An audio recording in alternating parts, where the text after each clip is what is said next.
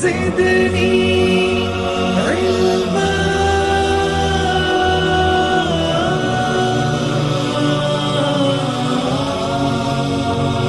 رب زدني علما.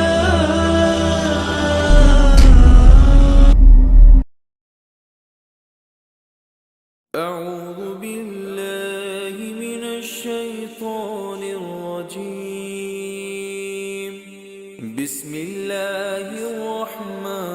بسم الله الرحمن الرحیم. السلام علیکم ورحمۃ اللہ وبرکاتہ. ہم سب سے پہلے فضیلت الشیخ عارف کلی مدنی حفظہ اللہ کا آج کے ہمارے کیو اے سیشن میں استقبال کرتے ہیں دل کی گہرائیوں سے. آئیں، جس طریقے سے آپ جانتے ہیں رمضان المبارک کا مہینہ شروع ہونے والا ہے. اس کی تیاری کے واسطے آپ کو اور مجھ کو اس کے متعلق علم حاصل کرنا ضروری ہے. علم اس لیے تاکہ عمل میں پختگی آئے. جب ہم عمل کریں تو کنفیوز نہ ہوں بلکہ کانفیڈنٹ رہیں. جو عمل ہم کر رہے ہیں وہ سنت کے مطابق ہے کہ نہیں.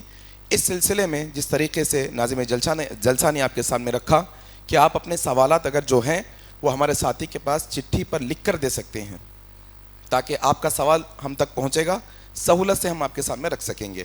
آئیں شیخ محترم سے جو ہے میں براہ راست جو ہے سوالات کا سلسلہ شروع کرتا ہوں. جس طریقے سے آپ جانتے ہیں کہ مہینے کی شروعات، قمری مہینوں کی شروعات چاند دیکھ کر ہوتی ہے، اور رمضان بھی جب شروع ہوتا ہے تو چاند دیکھ کر رمضان کا مہینہ ہم شروع کرتے ہیں.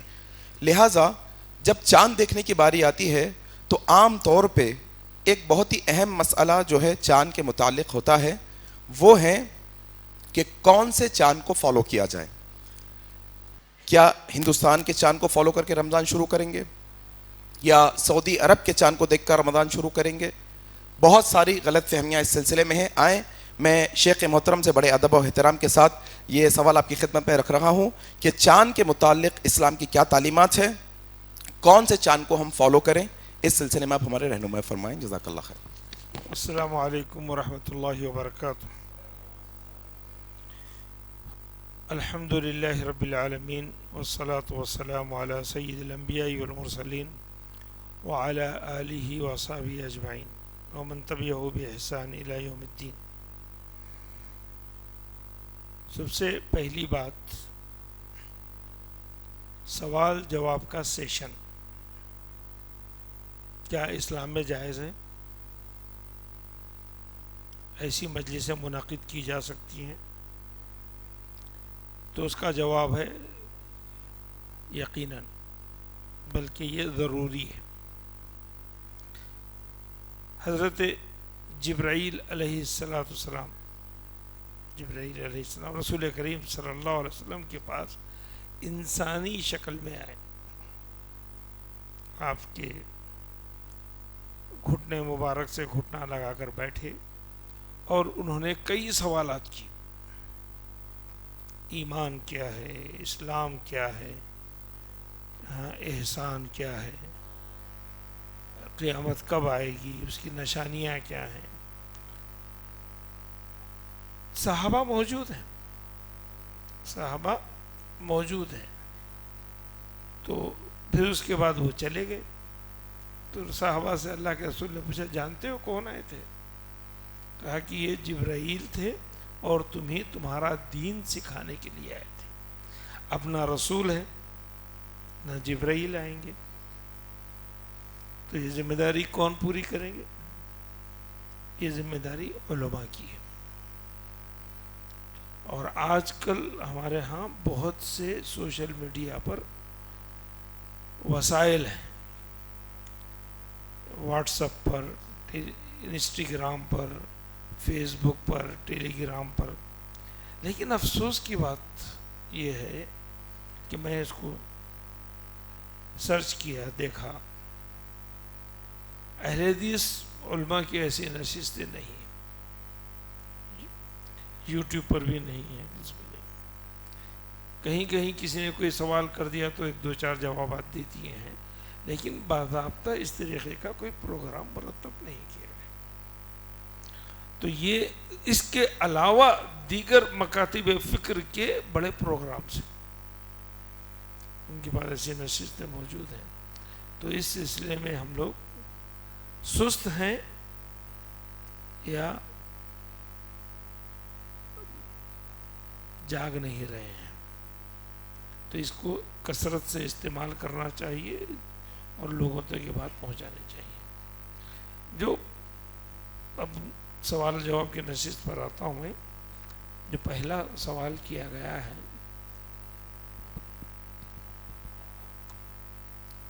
کہ ہمیں چاند کا اعتبار اپنے شہر کے اعتبار سے کرنا چاہیے یا مکہ مکرمہ کے اعتبار سے کرنا چاہیے.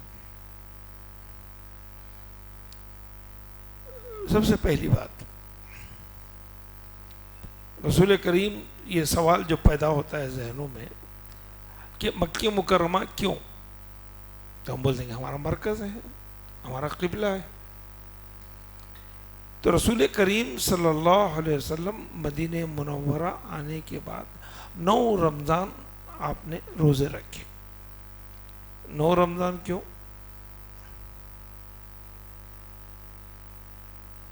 رمضان 2 ہجری میں یہ فرض ہوا، 2 ہجری میں روزہ فرض ہوا اور 10 ہجری میں آپ کا انتقال ہو گیا.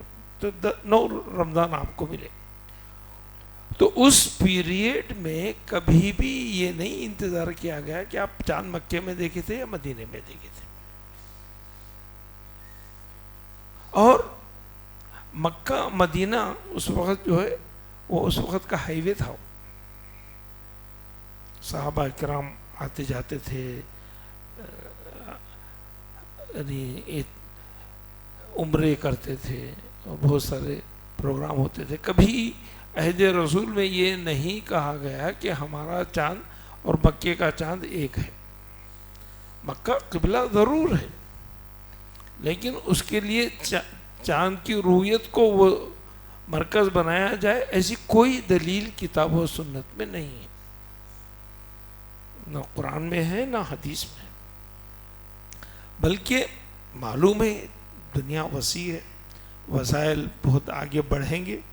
تو اللہ کے رسول صلی اللہ علیہ وسلم نے فرمایا سومو لی رؤیتہ و افطروا لی رؤیتہ.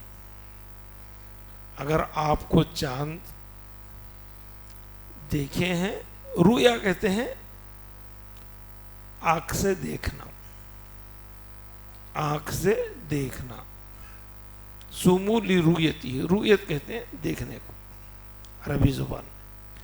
تو چاند دیکھ کر روزہ رکھو اور چاند دیکھ کر روزہ ختم کرو، افطار کر لو. تو اس حدیث میں یہ ذکر نہیں ہے کہ اگر کوئی دوسرے شہر والے نہ دیکھیں، ہاں دوسرے شہر والے نہ دیکھیں اور ان کو اس کی اطلاع نہ ملے. آج تو اطلاع مل جاتی ہے، آج تو ڈسٹینس ہمارے پاس سیکنڈز کے اندر ہم فارورڈ کر دیتے ہیں اس علاقے کو، شہر کو. شہر سے مراد کیا ہے؟ شہر سے مراد حیدرآباد ایک شہر ہے. ایسے بہت سارے شہر ہیں جو بہت چھوٹے ہیں. شہر سے مراد یہاں پر بلد کہا گیا. بلد سے مراد عموماً کنٹری ہوتا ہے. کنٹری چھوٹے بھی ہوتے ہیں، بڑے بھی ہوتے ہیں، اور اس کے ملک کا رولر، حکمراں یا قانون ایک ہوتا ہے. تو امت کا اتحاد اس بات میں ہے کہ اس حکومت کے قانون کے تحت جہاں جو مسلمانوں کی لیڈرشپ ہے، امارت ہے، امام ہے یا اس کی تنظیم ہے، وہ اس کے ذمہ دار ہے کہ یہ آپ کو بتائیں گے کہ اس کے چاند دکھائی دیا یا نہیں دکھائی دیا. اب بولیں گے بہت سارے ہمارے پاس گروز بھی ہیں، ہلال گروپ، اور ان کی کوشش یہی ہے کہ یہ پوری دنیا ایک دن میں روزہ رکھے، اور ان کے پاس اپنے دلائل ہیں اور دلائل میں اختلاف ہوتا ہے. اس میں بہت ساری روایتیں اپنے طور سے وہ اس کو کرنے کی کوشش کرتے ہیں کہ اب ٹیکنالوجی بڑھ گئی ہے، اگر حدیث میں یہاں تک کہا گیا کہ اگر ابر آلود ہو جائے، بارش کا موسم ہے، کیونکہ رمضان ہمیشہ گرمی میں آئے ضروری نہیں ہے، بارش کے موسم میں بھی رمضان آتا ہے، تو بارش کے موسم میں ہے، بادل چھائے ہوئے رہتے ہیں، بارش ہوتی ہے تو ہم چاند کو نہیں دیکھ سکتے، لیکن دنوں کی گنتی برابر کرتے ہیں، تو کہا کہ فَإِنْ غُمَّ عَلَيْكُمْ فَأَكْمِلُوا الْعِدَّةَ، اگر تم پر بادل چھا جائیں، اگر معلوم نہ ہو سکا کہ چاند دکھائی دیا نہ دکھائی دیا، تو اس لیے کہا گیا کہ ایسی صورت میں تم 30 روزے مکمل کر لو۔ جو لوگ سعودی حکومت کو فالو کرتے ہیں یا کہتے ہیں کہ وہاں کے حساب سے کرنا چاہیے، تو اس میں بہت سارے مشاکل ہیں، بہت سارے مشاکل ہیں، کیونکہ ہماری نماز کے اوقات الگ ہیں، ان کی نماز کے اوقات الگ ہیں۔ اگر ہم ان کی بات کو مان لیں گے تو ہم ان سے پہلے روزہ کھولتے ہیں، 2.5 گھنٹے پہلے، ہاں، تو وہاں کے اعتبار سے نہیں ہوگا، تو پہلے چاند ہمارے پاس نہیں دکھائی دے گا، وہاں دکھائی دے گا، تو ہم پہلے یہاں پر روزہ رکھیں گے، ایسا کیسے ہو سکتا ہے؟ چاند وہاں دکھائی دیا، پہلے ہم روزہ رکھ رہے ہیں۔ ایک سائنٹیفک طور پر بھی یہ بات غلط ہے، ہاں، موٹی طور پر دیکھیے کہ چاند پہلے وہاں دکھائی دے رہا ہے، پھر روزہ پہلے ہم کھول رہے ہیں۔ چاند جہاں پہلے دکھائی دی پہلے وہ لوگ، اور مشرق میں چلے جائیں، سنگاپور چلے جائیں، وہ لوگ 6 گھنٹے پہلے کھولیں گے، جاپان میں چلیں گے وہ لوگ 12 گھنٹے پہلے کھولیں گے، نیوزی لینڈ میں چلے جائیں گے تو 1 دن پہلے ہو جائے گا ان کے پاس۔ تو اس لیے اس مسئلے کو مصلحتاً اللہ کے رسول صلی اللہ علیہ وسلم نے واضح طور پر کہا گیا ہے کہ یہ آپ کی بستی کی حد تک کا مسئلہ ہے، اگر دیکھو تو رکھو، نہ دیکھو تو مت رکھو۔ رؤیت کا مطلب دیکھنا ہے، رؤیت کا مطلب دیکھنا ہے، تو اس لیے حدیث میں صاف طور پر کہا ہے کہ اگر تم دیکھو، تو اس لیے وہاں پر شرط بھی رکھی گئی ہے، کون دیکھیں؟ رمضان شروع ہونے کے لیے اگر ایک بالغ عاقل، یعنی جس کی ایج میچورڈ ہو وہ آدمی، اور جو پاگل نہیں ہو، اور جس کے اوپر کسی قسم کا کوئی الزام نہیں لگایا گیا ہو کہ یہ چور ہے، اچکا ہے، اس کے لوز کیریکٹر ہے، ایسا کوئی الزام نہیں لگایا گیا ہے، مطلب وہ آدمی اتھینٹک ہے، معتبر ہے، اس کو آپ اس کی بات کو بھروسہ کر سکتے ہیں، عربی میں اس کو ثقہ انسان کہتے ہیں، راوی، بولنے والا، بتانے والا۔ اگر ویسا آدمی آ کر خبر کرتا ہے امام کو، تو وہ ایک خبر سارے شہر میں پھیلا دیں گے۔ حدیث میں ہے کہ حضرت انس نے کہا کہ لوگوں نے چاند دیکھا تو میں نے اللہ کے رسول کو خبر دی، تو میری خبر کی بنیاد پر اللہ کے رسول نے سب کو اطلاع دی کہ کل سے روزہ رکھنا چاہیے۔ ایک بات، دوسری بات، اگر رمضان ختم ہو رہا تو علماء کا اس پر اتفاق ہے کہ وہاں پر اگر کوئی 30 تاریخ کو تو مسئلہ ہی نہیں ہے، 30 کے بعد تو 31 روزے ہوتے نہیں، 29 تاریخ کو کوئی ایک آدمی آ کے کہہ رہا ہے کہ میں نے چاند دیکھا ہے، تو اس ایک آدمی کی بنیاد پر ہم سارے لوگوں سے نہیں کہیں گے کہ کل روزہ مت رکھو، کہیں گے تم ایک وٹنس لے آؤ، ایک گواہ کو، ایک شاہد کو لے آؤ، کیونکہ یہ مسئلہ روزہ چھوڑنے کا ہے، وہاں روزہ رکھنے کا ہے۔ روزہ اگر آپ ایڈوانس میں رکھ بھی لیے تو وہ نفل ہو جائے گا، لیکن یہاں چھوڑ دیں گے تو یہ فرض کو چھوڑنا ہو گیا۔ تو اس لیے جب رمضان کا چاند آخری شوال کا چاند دیکھنا ہے تو اس کے لیے 2 گواہوں کی ضرورت ہے، اور اس پر علماء کا اتفاق ہے۔ جزاکم اللہ خیر. جزاک اللہ خیر واحسن الجزا. بارک اللہ فی علمک. ماشاءاللہ شیخ محترم نے بہت ہی وضاحت کے ساتھ ہمارے سامنے یہ مسئلے کو رکھا دلائل کی روشنی میں کہ ہمیں رمضان المبارک کا جو چاند ہے اپنے علاقے میں دیکھ کر شروع کرنا چاہیے روزے، اور ختم بھی اپنے علاقے کے چاند کے مطابق. اور اہم بات شیخ محترم نے ہمارے سامنے یہ رکھی کہ جب رمضان ختم ہونے والا شوال کے چاند کے لیے کم از کم 2 گواہ ضروری ہے. تو اس سے پہلے بھی حیدرآباد کے اندر جو ہے نا بہت ساری افراتفری کے مسئلے ہوئے تھے کم علمی کی بنیاد پہ. لہٰذا ہمیں چاہیے کہ بلا شک و شبہ آسانی کے ساتھ آپ اپنے ہندوستان کے چاند کو فالو کریں. یہاں پر اجتماعی طور پر انشاءاللہ یہی طریقہ صحیح ہوگا. اب آئیں انشاءاللہ دوسرے سوال کی طرف شیخ محترم کے لیے آگے بڑھتے ہیں. شیخ محترم، ہر عبادت کے لیے نیت ضروری ہے. تو اب چاند دیکھنے کے بعد روزے جب شروع ہو جائیں گے تو نیت کیا زبان سے ضروری ہوگی؟ جیسے کہ عام طور پہ روزے کی ٹائمنگ کے کارڈز میں جو ہے نا نوائتو ان اصوم غدن کی جو ہے نا نیت لکھی ہوئی دعا ہوتی ہے، وہ ضروری ہے پڑھنا یا پھر کیا اس کے مسائل ہیں؟ آپ ہماری رہنمائی فرمائیں. دیکھیے، بسم اللہ الرحمن الرحیم. جو بھی عمل ہے، خاص طور پر عبادات کا عمل، جو بھی عمل ہے عبادات کا عمل، وہ بغیر نیت کے ممکن نہیں ہے. انما الاعمال بالنیات. اور ہر عمل کی نیت انسان کے دل میں ہے. النیہ محلها القلب. نیت اس کی جگہ دل ہے، نیت دل سے کی جاتی ہے. تو عبادت کے لیے نیت ضروری ہے. تو روزہ بھی عبادت ہے، وضو بھی عبادت ہے، نماز بھی عبادت ہے. اچھا، وضو کرتے ہوئے کبھی آپ نے زبان سے کہا کہ میں ظہر کی نماز کے لیے وضو کرنے کے لیے جا رہا ہوں، میں تلاوت کلام کے لیے وضو کر رہا ہوں، میں جنازے کی نماز میں شرکت کے لیے وضو کر رہا ہوں؟ کسی نے کیا؟ وہ لوگ جو اس نیت کے قائل ہیں ان سے پوچھو انہوں نے نیت کی ایسی؟ ہاں؟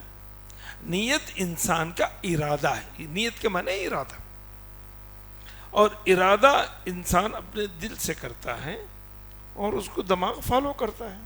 آپ کو معلوم ہے کہ چلیے ٹھیک ہے مجھے جمعہ کا خطبہ سننا ہے مونا مارکیٹ کی مسجد میں، تو یہ آپ کے ذہن میں خود بخود چل رہا ہے. اور کیا آپ اپنی ٹائمنگ دیکھیں گے، گاڑی کو لیں گے، آپ یہ نہیں بولیں گے کہ آج میں جمعہ کی نماز اور خطبہ سننے کے لیے مونا مارکیٹ کی اہل حدیث مسجد کو جا رہا ہوں، نہیں بولیں گے. تو کوئی بھی عمل جو نیت کا ہے اس کو زبان سے نہیں ہے سوائے حج کے. سوائے حج کے. حج کے اندر حج کی نوعیت ہے، وہاں پر الگ سے اس کا اختصاص ہے.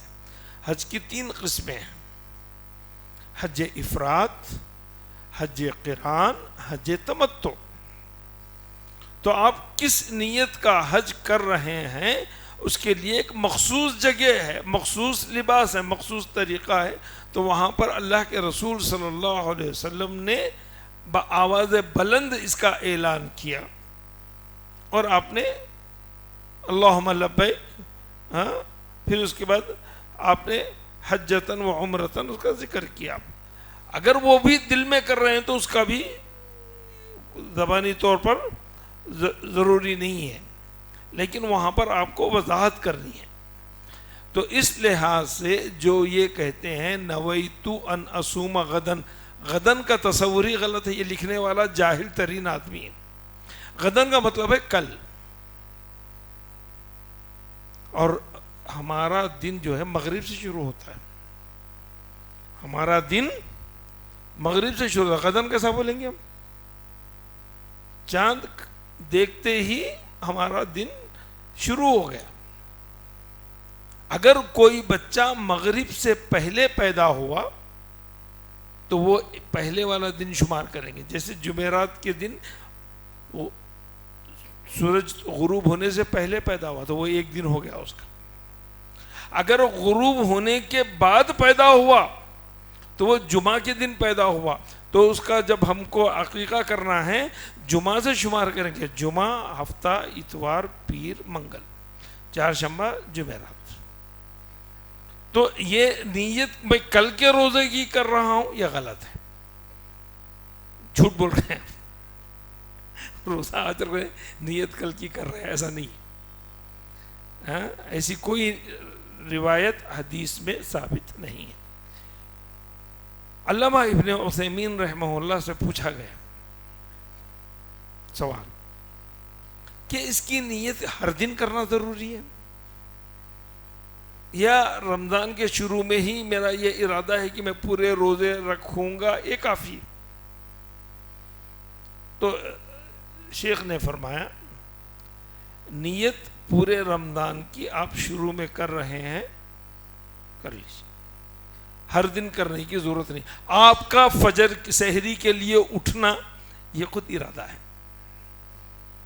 سحری کھانا یہ خود اس کی دلیل ہے.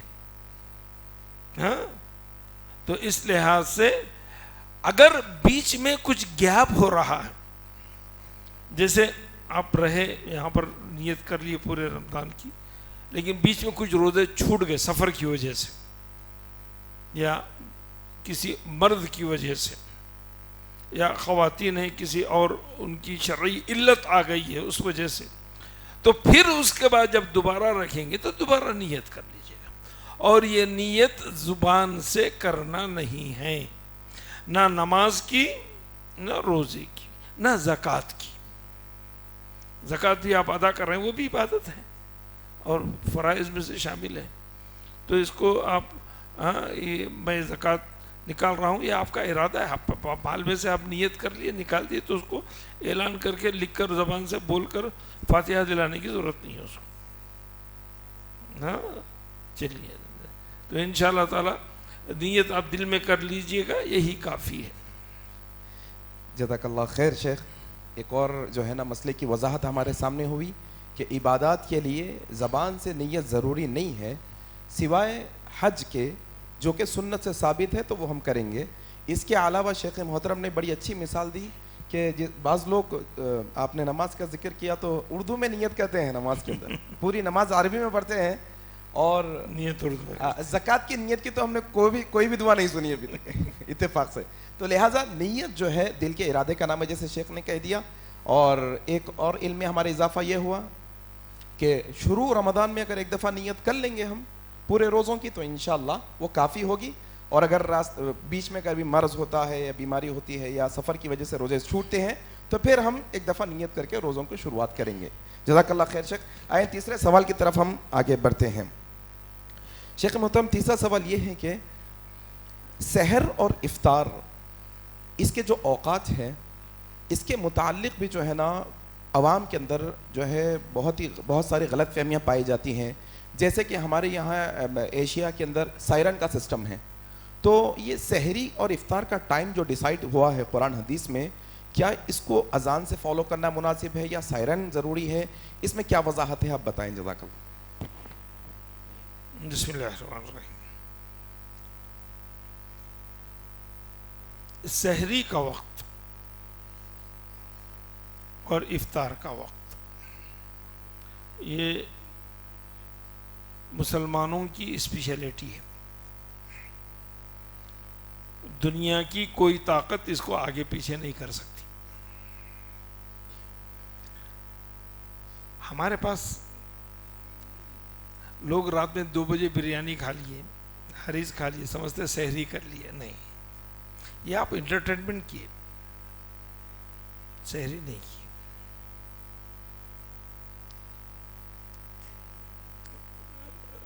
اللہ کے رسول صلی اللہ علیہ وسلم نے 27ویں رات کو جماعت کے ساتھ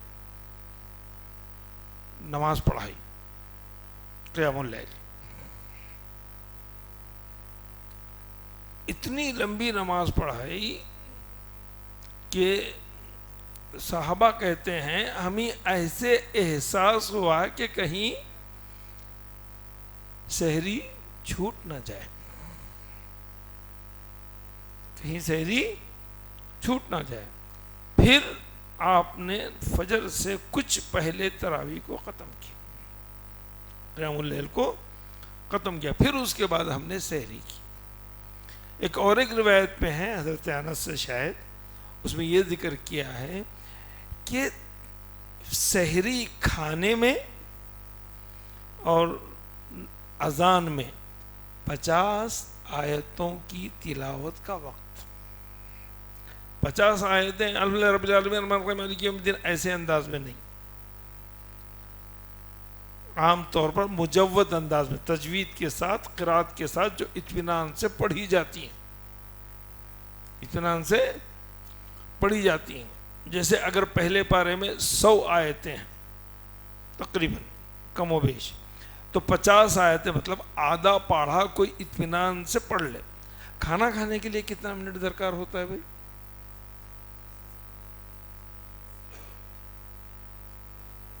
ایکچولی کھانے کے لیے کتنا منٹ درکار؟ میں فوجی ہوں، فوج میں ٹریننگ کیا ہوں، ہم کو 3 منٹ ملتے تھے، 3 منٹ میں بھی کھاتے تھے.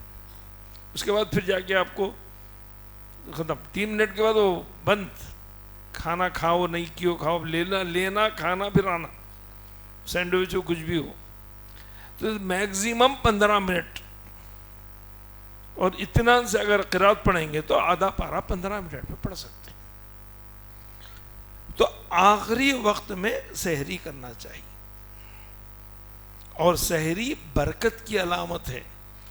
2 بجے رات کو جا کے پستہ ہاؤس میں حلیم کھائیں گے، پاکیزہ میں چائے پیئیں گے، تو اس کو بولیں گے بھائی اب میرے کو نہیں، میں سحری کر لیا، جھوٹ بول رہے ہیں ہم.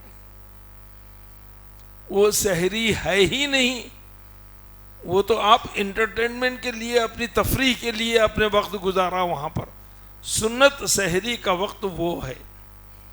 اور حضرت 2 مؤذن تھے اللہ کے رسول صلی اللہ علیہ وسلم کے زمانے میں، ایک عبداللہ ابن مکتوم تھے، اور عبداللہ ابن مکتوم نابینا تھے، اور ایک دوسرے عبداللہ بن زید بن عبد ربی ہی تھے.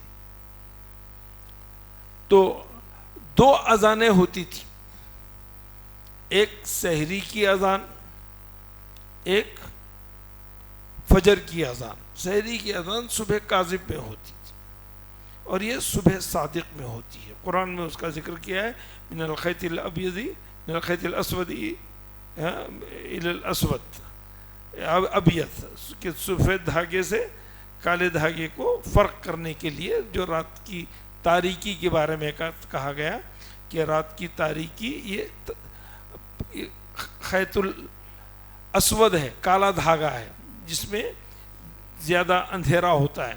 پھر جب پو پھٹتی ہے تو اس میں ہلکی سی روشنی آتی ہے، اس کو الخیط الابیض. صبح کی پو پھوٹتی ہے تو اس کو فجر صادق کہتے ہیں. تو صحابہ سحری کرتے، مسجد نبوی آتے، اور آ کے حضرت عبداللہ سے کہتے کہ ابن مکتوم سے کہ عبداللہ صبح ہو گئی اذان دو، صبح ہو گئی اذان دو، کیونکہ وہ تو نابینا تھے. تو لوگوں کے کہنے کے بعد وہ آ کر اذان دیتے تھے. اور ہمارے ہاں جو سسٹم سیرن کا ہے، یہ اس وقت کے حاکموں کی ایجاد ہے، دین کی ایجاد نہیں. اذان کی جب باری آئی کہ مدینہ منورہ میں جب اذان کو شروع کرنا چاہ رہے تھے، تو اس وقت اذان کا تصور نہیں تھا. صحابہ سے مشورہ کیا گیا کیا کرنا چاہیے، اذان کیسی دینی چاہیے. اس نے کہا کہ ناقور میں پھونکیں، کسی نے کہا ڈھول بجائیں. ایسے بہت سارے مشورے آئے. تو پھر عبداللہ بن زید بن عبد ربی نیند میں سے اٹھ کر آئے اپنی چادر کھینچتے ہوئے، اور اللہ کے رسول نے کہا کہ اللہ کے رسول، میں نے اذان کے کلمات یہ سنے ہیں کہ اس کو اذان بنا دیا جائے. ہاں. پھر اس کے بعد حضرت عمر بھی آئے اور انہوں نے بھی اس کو کہا. تو وقت جو ہے آخری ہونا چاہیے اور اذان کو وقت کے لحاظ سے اعلان کرنا چاہیے.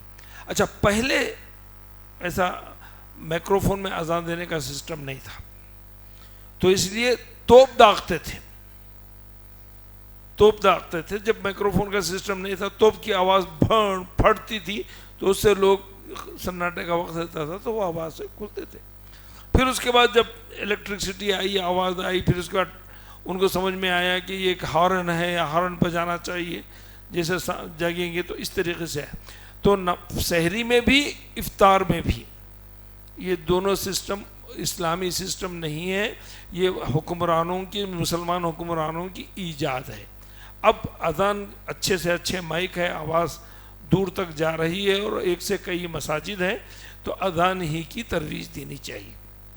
دوسری بات, لوگ وقت سے پہلے سحری کو ختم کر دیتے ہیں اور وقت ہونے کے بعد افطار کرتے ہیں.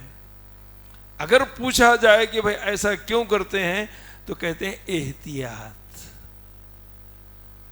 کہتے ہیں احتیاط, کہیں ہم فجر کے وقت میں نہ جائیں, فجر کے وقت میں داخل نہ ہو جائیں. وہاں تو کہہ رہے ہیں کہ عبداللہ ابن مکتوم تو نابینا صحابی ہیں, تو ان کو کون سی احتیاط تھی بھائی؟ اگر ایسا ہوتا ہے تو وہ من جانب اللہ ہے. اچھا آج کے دور میں سائنٹیفک طور پر یہ بتا دیا گیا ہے کہ سحر یہ ٹائم ہے, سحر یہ ٹائم ہے, سائنٹیفک طور پر بتا دیا گیا ہے, اور فجر یہ ٹائم ہے. تو پھر آپ کو اختلاف کیوں ہے؟ اور غروب سن رائز یہ ٹائم ہے, سن سیٹ یہ ٹائم ہے, سورج اس وقت غروب ہو رہا ہے, اس کو ہم ایکسپٹ کرتے ہیں. نہیں احتیاط. اچھا ایک بات پوچھتا ہوں میں, سائنٹیفک طور پر شوگر چیک کرنے کا آلہ ہے, شوگر چیک کرنے کا آلہ ہے, 200-300 بتاتا آپ کو. ارے باپ رے شوگر بہت بڑھ گئی, فوری ڈاکٹر کے واپس بھاگا. وہاں کیوں نہیں اعتماد ہے بھائی؟ ہو سکتا غلط ہو سکتا ہے 200 وہ 300 بتا رہا ہوگا. ارے بلڈ پریشر بہت بڑھ گیا 260. کیوں بھائی؟ یہ آلے پر اعتماد ہے, اور وہ جو سن سیٹ سن رائز کا جو سائنٹیفک طور پر اس کا اعلان کیا جا رہا ہے اس پر اعتبار نہیں ہے. آپ کا ٹیمپریچر دیکھ رہے ہیں, ارے 200 104 ہو گیا, لے جاؤ بچے کو فوری. اس ٹیمپریچر پر آپ کو یقین ہے کہ بخار اتنا ہے, اس پر یقین نہیں ہے, تو یہ ان کی کج فہمی ہے, مس انڈرسٹینڈنگ ہے دین کو سمجھنے میں. اللہ ان کو ہدایت دے. چلیے جزاک اللہ خیر وحسن الجزا. شیخ محترم نے بڑی وضاحت کے ساتھ ہمیں یہ تعلیم دی کہ اذان سے جو ہے روزہ شروع کرنا چاہیے صبح کا سحر, اور افطار بھی جو ہے اذان سے ہی کرنی چاہیے. احتیاط کی کوئی ضرورت نہیں ہے, جو وقت بتا دیا گیا. آپ لوگوں کی اطلاع کے لیے میں ایک چھوٹی چیز یہ بتانا چاہوں گا کہ انگریزی میں جو سحر کا وقت ہوتا ہے اس کو سن ڈاؤن کہتے ہیں, DAWN. اگر آپ گوگل میں ٹائپ کریں گے سن DAWN تو آپ کو سحر کا وقت آسانی سے آ جائے گا گلوبلی, آپ جو علاقے میں وہاں کا. تو آپ کیا کریے, میچ کر کے دیکھ لیجئے انشاءاللہ. اور اللہ کے فضل سے اہل الحدیث کے جتنے بھی ٹائمنگ کے کارڈ چھپتے ہیں وہ ایگزیکٹ ٹائمنگ ہوتی ہے, الحمدللہ پوری میچ ہوتی ہے اللہ کے فضل سے. اور جو سورج غروب ہوتا ہے اس کو انگریزی میں سن سیٹ کہتے ہیں. سن سیٹ آپ ٹائپ کریے حیدرآباد کا, آپ کو آسانی سے مل جائے گا. اور یہاں تک کہ اخبارات وغیرہ آتے ہیں اس میں بھی سحر کی ٹائمنگ ہوتی ہے لکھی ہوئی, اور سورج غروب ہونے کی ٹائمنگ. تو شیخ محترم اس سے پہلے ایک دفعہ اتنی ہنسی آئی, ایک جو ہے نا میرے استاد تھے, انہوں نے بتایا کہ دیکھو میاں یہ پیپر کے اندر افطار کی ٹائمنگ آئی. اچھا افطار کی ٹائمنگ کے بازو جو ہے سورج غروب ہونے کی ٹائمنگ ہے. افطار کی ٹائمنگ الگ ہے, سورج غروب ہونے کی ٹائمنگ الگ ہے.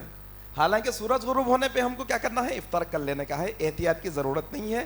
وہ احتیاط کے ساتھ ہی ٹائمنگ بتائی گئی ہے شریعت میں ماشاءاللہ سے, تو اس کو فالو کرنا چاہیے آپ کو. اگر آپ لوگوں کو کوئی اور ڈاؤٹ ہے یا کوئی سوال ہے آپ لکھ سکتے ہیں, ہمارے یہاں پر ساتھی بیٹھے ہیں میرے لیفٹ سائڈ پہ, تاکہ لکھ کر پہنچائیں گے تو آپ کو آسانی سے ہم سوال کر لے سکیں گے. ڈائریکٹ بھی بول سکتے. ہاں اگر کوئی ڈائریکٹ بھی سوال کرنا چاہ رہے ہیں تو میں مائک دوں گا, آپ ہاتھ اٹھائیں انشاءاللہ.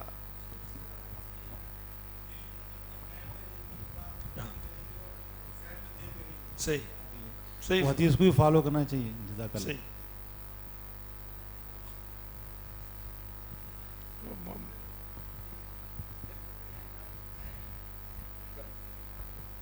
السلام علیکم ورحمۃ اللہ. وعلیکم السلام. یہ برش کرنے کے ریلیٹڈ عام طور پہ ہر رمضان میں جو ہے نا یہ سوال اٹھا جاتا، اور دو گروپس اس میں ہم کو ملتے ہیں کہ جو بعض بولتے ہیں کہ کرنا چاہیے اور بعض بولتے ہیں کہ نہیں کرنا بہتر ہے، احتیاط کرو. تو اس میں آپ ڈیٹیل میں ایکسپلینیشن دیجیے انشاءاللہ. پیسٹ کا استعمال یا منجن کا استعمال، اس کا استعمال دانتوں سے ہے یا معدے سے ہے؟ ایک جنرل سوال. ہاں دانتوں سے ہے. حدیث میں رسول کریم صلی اللہ علیہ وسلم نے فرمایا عورت اگر کسی کا مرد ظالم ہے اور نمک کیوں زیادہ ہو گیا، مرچی کیوں زیادہ ہو گیا، تو اس کو چکھنے کی اجازت دی گئی. تو چکنا کہاں تک ہوتا ہے؟ زبان تک ہوتا ہے، زبان تک ہوتا ہے اور زیادہ زیادہ ہونٹوں تک ہوتا ہے. وہ اس کے کھانے کی نیت نہیں ہوتی ہے، چکھنے والی چیز کھانے کی نیت میں شامل نہیں. اگر زیادہ ہو گیا تو اس کو نکالتے ہو. تو پیسٹ جو ہے ہم دانتوں پہ رگڑتے ہیں، وہ کھانے کی چیز نہیں ہے. ہاں اس کا سواد ہونٹوں کو لگتا ہے. تو جو چیز معدے کے اندر نہیں جاتی ہے، جو غذا کا حصہ نہیں ہے، تو مسواک کا ایک سسٹم ہے. اصل مسواک اہم چیز ہے، اس کو استعمال کرنا چاہیے. تو اس کو اب ماڈرن لوگ یہ سمجھتے ہیں کہ 2 مرتبہ برش کرنا زیادہ ہے. اللہ کے رسول 5 مرتبہ کرتے تھے. اللہ کے رسول 5 مرتبہ مسواک کرتے تھے، حالت نارمل میں بھی، حالت روزے میں بھی. کب کب معلوم ہے؟ بتا دوں. بستر سے اٹھتے ہی، بستر پر جاتے ہوئے 2 تو ہو گئے، تیسرے وضو کے وقت، چوتھے گھر سے نکلتے وقت، 5واں مصلی پر کھڑے ہوتے وقت. یاد رہے گا؟ کون ماڈرن ہے؟ ہم ماڈرن ہیں یا جو 2 بار برش کرنے والے ماڈرن ہیں؟ ہاں انتقال سے پہلے تک بھی اللہ کے رسول صلی اللہ علیہ وسلم نے حضرت عبد الرحمن بن ابی بکر سے مسواک کی لینے کی خواہش کی. ام المومنین نے اس کو دبا کر آپ کے ہاتھوں پہ، دانتوں پہ، اس کو دندان مبارک پہ اس کو رگڑا. تو موت تک مسواک کی اہمیت ہے. اور نمازوں میں آٹومیٹکلی اس کا اجر و ثواب بڑھ جاتا ہے. ہاں تو یہ پیسٹ جو ہے موجودہ دور کی ایجاد ہے، لیکن ترجیح اسی کو دی جائے. چلیے جزاک اللہ خیر. بات سمجھ میں آ گئی؟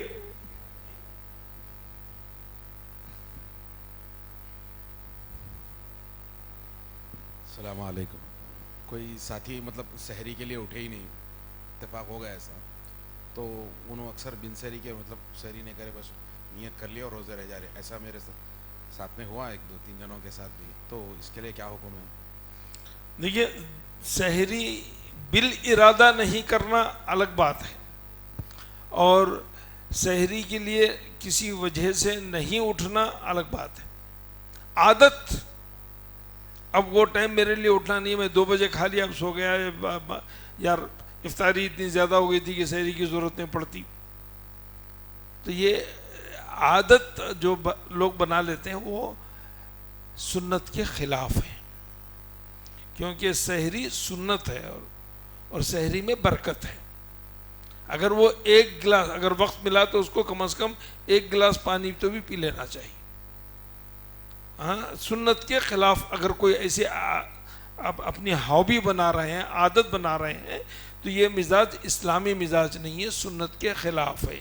ہاں یہ چیز ایک حد تک جائز ہے نفل روزوں میں، یہ چیز جائز ہے نفل روزوں میں، کہ اگر آپ دیر سے گھر میں فجر کے بعد آئے، گھر میں دیکھا کہ کچھ کھانے پینے کے لیے نہیں ہے، تو بولیے کہ میں روزے سے ہوں. اللہ کے رسول نے ایسا فرمایا. حضرت عائشہ سے پوچھا، آپ آئے اشراق کے بعد، گھر میں پوچھا بھائی کھانے کے لیے کچھ ہے؟ کہا کہ کچھ نہیں ہے. ہمارے مرد کرتے کیا ہے صاحب؟ کبھی بیگم بول دیے آج گھر میں کچھ نہیں ہے تو بول دیے بیگم ٹھیک ہے آج میں روزہ رہتا ہوں. کوئی بولے کیا جی تمہارا دماغ خراب ہوا؟ سنڈے نا ابھی تک نہیں پکائے؟ ہاں؟ تو اللہ کے رسول صلی اللہ علیہ وسلم کی سنت ہے کہ اگر آپ کے گھر میں کچھ نہیں ہے تو آپ دیر سے، مطلب سحری نہیں کیے ہیں، دیر سے آپ اس کی نیت کر لے سکتے ہیں. یہ نفل روزے کے لیے ہے. فرض روزے کے لیے آپ کو نیت سابقہ میں ہی کرنی چاہیے، فجر سے پہلے. ہاں، اگر ایک ساتھ پورے مہینے کی آپ نیت کر رہے ہیں تو وہ بھی جائز ہے. بات آ گئی. جزاک اللہ خیر وسلم جزا. ایک اور مسئلہ ہے شیخ، عام طور پہ جو ہے نا ہم بھی جو ہے یہ چیز دیکھیں حیدرآباد کے اندر بھی خاص طور پہ ایک رواج عام ہوتا چلا جا رہا ہے کہ جہاں پر رمضان عبادت کا مہینہ ہے وہاں پر بہت ساری انٹرٹین کی چیزیں یہاں پر شامل ہو گئی ہیں. جیسے آپ نے کہا کھانے پینے کی چیزیں، ویسے ہی دیکھنے میں آیا کہ چند نوجوان جو ہے گراؤنڈز وغیرہ بک کر کر رات تمام جو ہے کرکٹ میں، فٹ بال میں مشغول رہتے ہیں.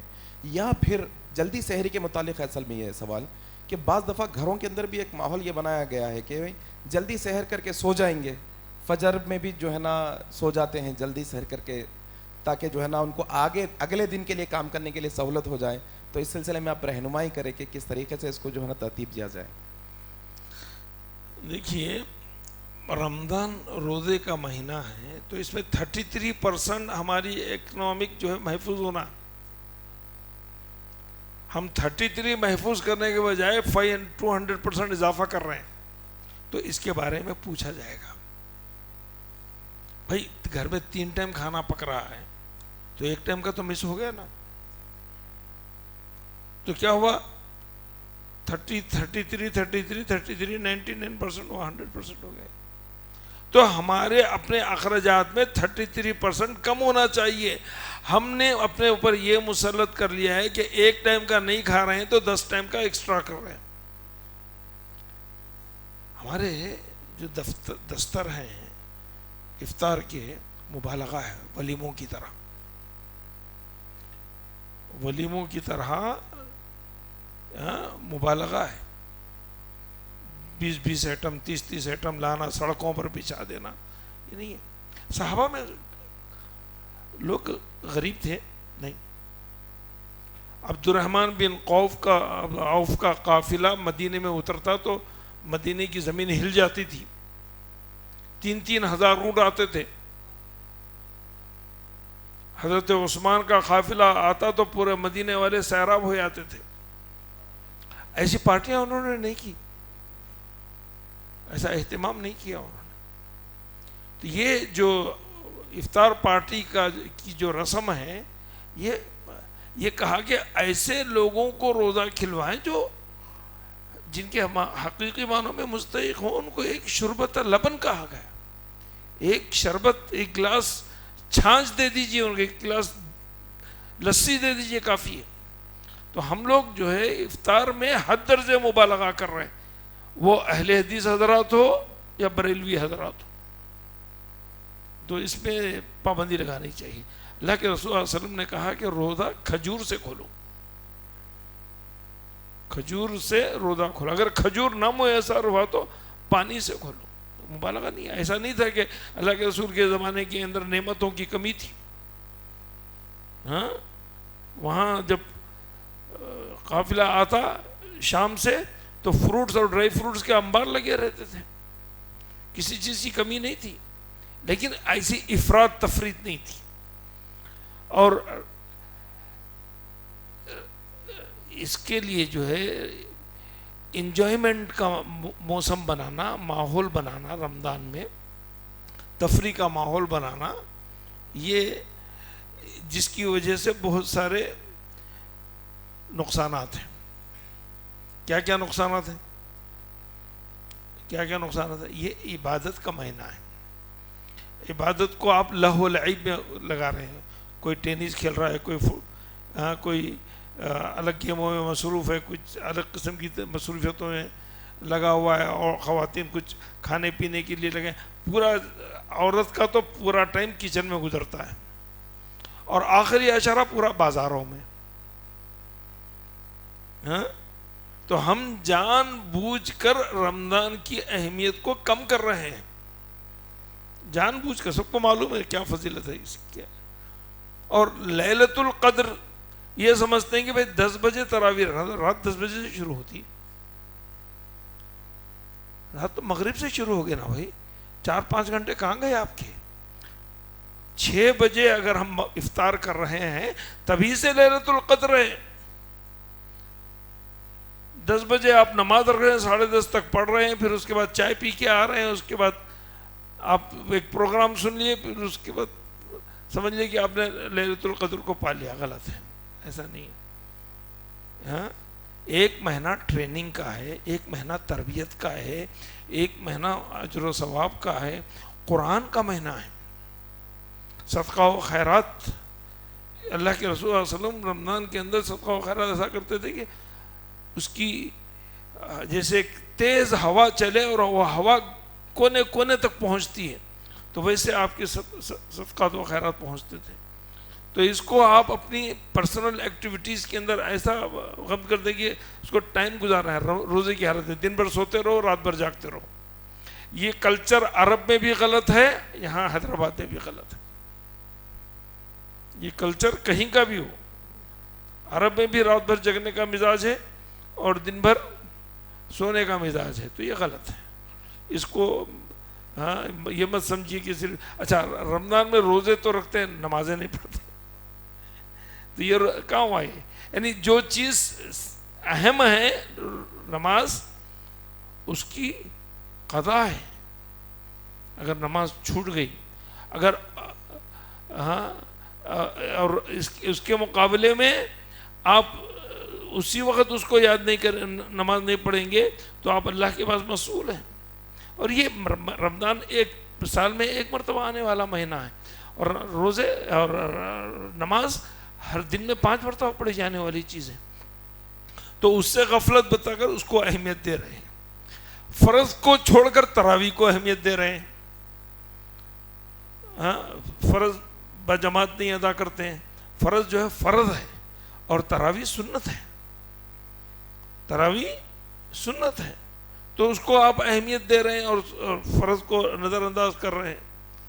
تو دیکھیے تراویح کے اندر جتنے لوگ رہتے ہیں نا، فرض نمازوں میں، فجر میں، ظہر میں، عصر میں، لوگوں کی تعداد کم ہوتی ہے. تو اس کا اہتمام کرنا چاہیے. جزاک اللہ خیر.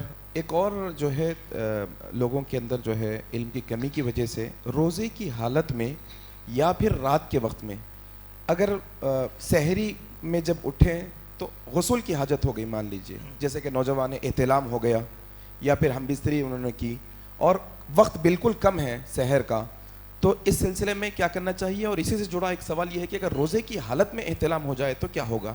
اس سلسلے میں آپ رہنمائی فرمائیں. پہلی بات، اللہ تعالیٰ نے رات کو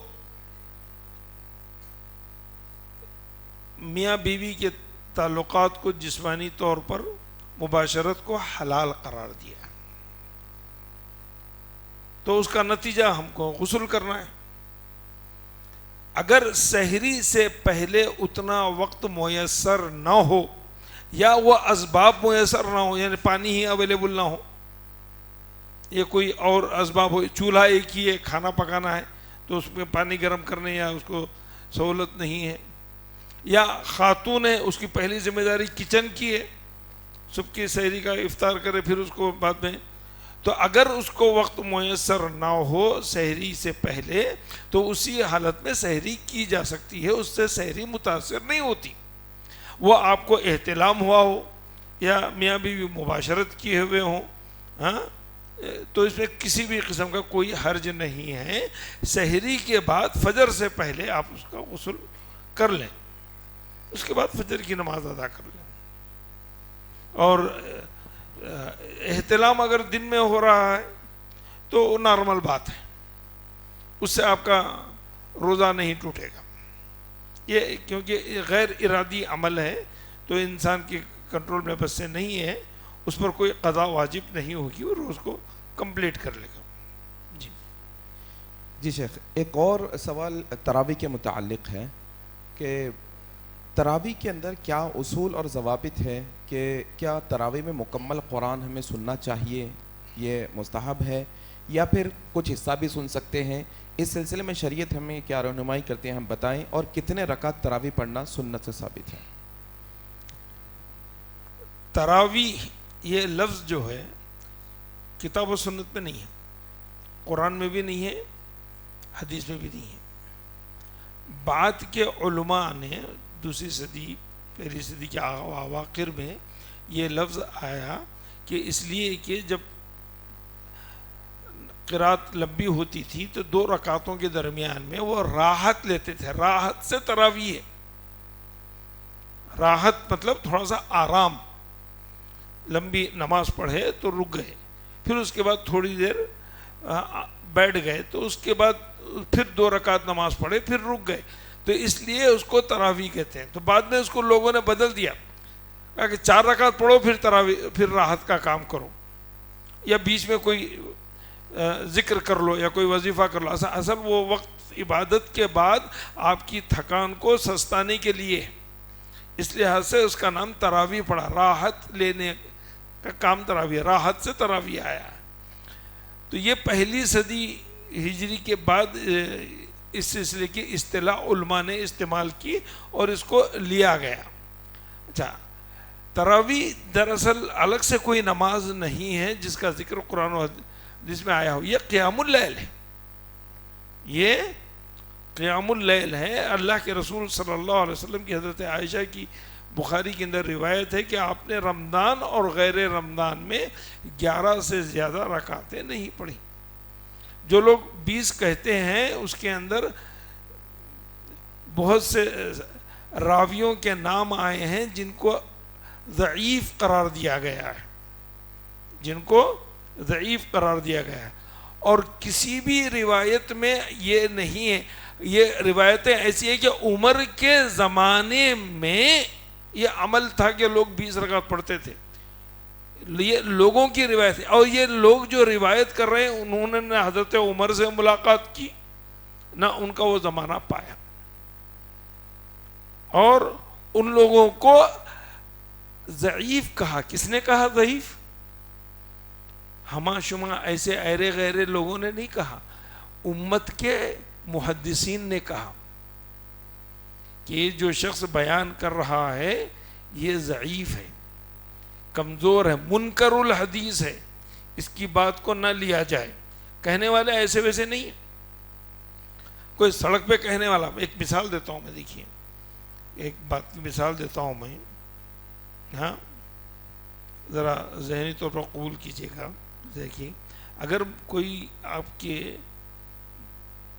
باپ کے بارے میں بولے، بھائی میں ان کو شراب پیتے ہوئے جاتے ہوئے دیکھا،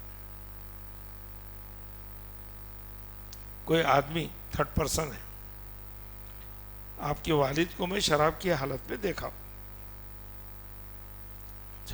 اس کے مقابلے میں محلے کے امام صاحب ہیں، عالم صاحب ہیں، بھائی آپ کے والد تو بڑے نفیس آدمی ہیں، مسئلہ مجھ سے پوچھتے ہیں، میرے پیچھے برابر پابندی سے نماز پڑھتے ہیں، تو کس کی بات کو لیں گے آپ؟ تو وہ لوگ جو ضعیف ہیں ان کو کہنے والے ایسے ہی لوگ ہیں جیسے آپ کے والد کے بارے میں کوئی کہہ رہا ہے تو آپ اس کی بات کو قبول کریں گے؟ مگر یہ ہم لوگ قبول کر رہے ہیں نا، ضعیف ہے بول رہے ہیں لیکن عمل اس پر کر رہے ہیں۔ ان کو علماء امت نے کمزور قرار دیا، اور کمزور قرار دینے کے اسباب ذکر کیے کہ ان کا حافظہ چلا گیا ہے، ان کو جو ہے ایک راوی کو دوسرے راوی سے ملا دیتے ہیں یا اپنی منمانی بات آگے بڑھا دیتے ہیں، اس طریقے سے کہا تو اس کو قبول نہیں کر رہے ہیں۔ اور سڑک پہ چلنے والے نے نہیں کہا یہ آدمی کمزور ہے، کہنے والے امت کے علماء ہیں، امام بخاری ہیں، امام مسلم ہیں، امام ابو داؤد ہیں، امام نسائی ہیں، ان لوگوں نے کہا کہ یہ شخص کمزور ہے، اس کی روایت کو ہم قبول نہیں کر سکتے۔ ہاں، آپ اپنے والد کے بارے میں کسی 3rd پرسن کی بات کو قبول نہیں کر سکتے، ہم اللہ کے رسول کے بارے میں کیسے قبول کر لیں گے بھائی؟ ہمارے صحابی کے بارے میں کیسے قبول کر لیں گے ہم؟ سوچئے، معمولی بات ہے، نہیں کر سکتے ایسا ہم قبول کسی بھی صورت میں نہیں کر سکتے کہ کسی امام کا قول آ گیا اور اس کو آپ ترجیح دے رہے ہیں، اور حدیث کے قول کو آپ پیچھے ڈال رہے ہیں. نہیں, اس کی ترجیح نہیں دے سکتے آپ. کسی نارمل شخص کا قول آ گیا, اس کے مقابلے میں آپ صحیح حدیث کو ترجیح دے رہے ہیں.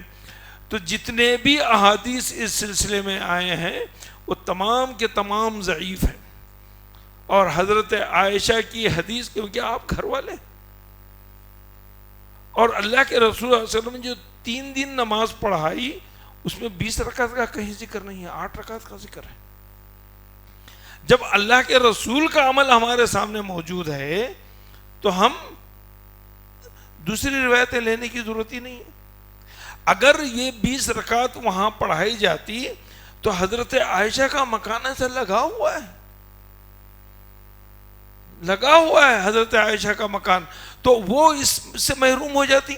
جو اعتکاف کی بنیاد پر ساری مسجد کے اندر اپنے خیمے گاڑ دیے تھے, اللہ کے رسول صلی اللہ علیہ وسلم اپنا سر اعتکاف میں مسجد نبوی میں سے نکال کر حضرت عائشہ کو دیتے تھے کنگھی کرنے کے لیے, وہ اس بات کو ذکر نہیں کرتی ہاں کہ آپ کے سب سے زیادہ قریب ترین گھر ما بین بیتی و منبری روضۃ من ریاض الجنہ, کہ وہ جگہ جو اللہ کے رسول کی گھر کے درمیان, حضرت عائشہ کے گھر میں اور منبر کے درمیان کا حصہ جنت کی کیاریوں میں سے ہے, اور حضرت عائشہ اس سے محروم رہے. ایسا نہیں, ایسا نہیں ہو سکتا. تو جو روایت حضرت عائشہ سے ہے کہ آپ نے کہا کہ رمضان اور غیر رمضان میں اللہ کے رسول صلی اللہ علیہ وسلم نے 11 رکعت سے زیادہ نہیں پڑھا, تو ہم اسی کو معتبر سمجھیں گے, دوسری روایتوں کو غیر معتبر قرار دیں گے. اور صلاۃ اللیل و صلاۃ النہاری مثنا مثنا, یہ بات یاد رکھیے, وطر اور فرض نمازوں کے علاوہ کوئی بھی نماز 2 رکعت سے زیادہ نہیں ہے. کوئی بھی نماز 2 رکعت سے زیادہ نہیں ہے. جو صلاۃ التسبیح پر ایک اعتراض یہ بھی ہے کہ وہ 4 رکعت کی نماز ہے, جبکہ اللہ کے رسول کا حکم ہے صلاۃ اللیل و صلاۃ النہاری مثنا مثنا, نفل یا سنت کوئی بھی 4 رکعت ایک قاعدے کے ساتھ نہیں پڑھی جاتی. اگر کوئی عمل ایسا کر رہا ہے ظہر کی نماز میں تو وہ غلط عمل کر رہا ہے, کیونکہ سنت اور نفل 2 رکعت ہی کر کے پڑھی جاتی ہے, اور 2 رکعت کے بعد سلام پھیرا جاتا ہے. سوائے ظہر, عصر, عشاء یہ 4 رکعتیں پڑھی جاتی ہیں. مغرب کی 3 رکعت ہے اور وطر کی 3 رکعتیں ہیں یا 1 رکعت ہے. باقی ساری نمازیں 2 رکعت کے ساتھ ہیں. یہ تو تراویح جو قیام اللیل ہے یہ بھی 2 رکعت کر کے ہی پڑھنا سنت ہے. قرآن کا ختم کرنا کہیں ثابت نہیں ہے. ہاں, اللہ کے رسول صلی اللہ علیہ وسلم حضرت جبرائیل علیہ السلام کو قرآن سناتے تھے, جبرائیل علیہ السلام آپ کو سناتے تھے, تو یہ آپس کا تبادلہ حضرت جبرائیل کو دورہ کرواتے تھے, یہ ثابت ہے. لیکن نماز کے اندر کیوں فرض نماز میں یہ کہا گیا آپ ضعیف کا, بچوں کا, عورتوں کا خیال کریں؟ فرض نماز جس کی اہمیت بڑھ کر ہے, اور نفل نماز اس کا درجہ اس سے کم ہے. اگر آپ کو یہ عظمت اس کی اہمیت رہنے تو اس کے اندر آپ الگ نہیں کر سکتے. بوڑھے لوگ آ رہے ہیں, بھائی آپ مت ہو جاؤ ہم پڑھ رہے ہیں, ایسا نہیں بول سکتے جماعت کے ساتھ. خواتین ہیں, حاملہ خواتین ہیں, بچے والی خواتین ہیں, بوڑھی خواتین ہیں, کمزور خواتین ہیں, ہر ایک کی خواہش دلچسپی ہوتی ہے, تو اس میں ان کو مسلط نہیں کیا جائے گا کہ ان کی وجہ سے دوسروں کو تکلیف ہو, اور خواہش ہوتی ہے کہ جماعت کے ساتھ نماز پڑھی جائے. اب یہ نہیں کہہ سکتے کہ آپ نکل جاؤ, آپ کو نماز نہیں نہیں پڑھنا, آپ کسی کو آپ ایسا حکم نہیں دے سکتے. تو اعتدال اپنانا ضروری ہے, اعتدال اپنانا ضروری ہے. رسول کریم صلی اللہ علیہ وسلم کی نماز تنہا ہوتی تھی تو آپ قیام اللیل میں سورہ بقرہ مکمل کرتے تھے, ہاں, اور بلکہ اس سے بھی زیادہ آل عمران پڑھا کرتے تھے یا نساء پڑھا کرتے تھے. یہ انفرادی عبادت کی علامت ہے.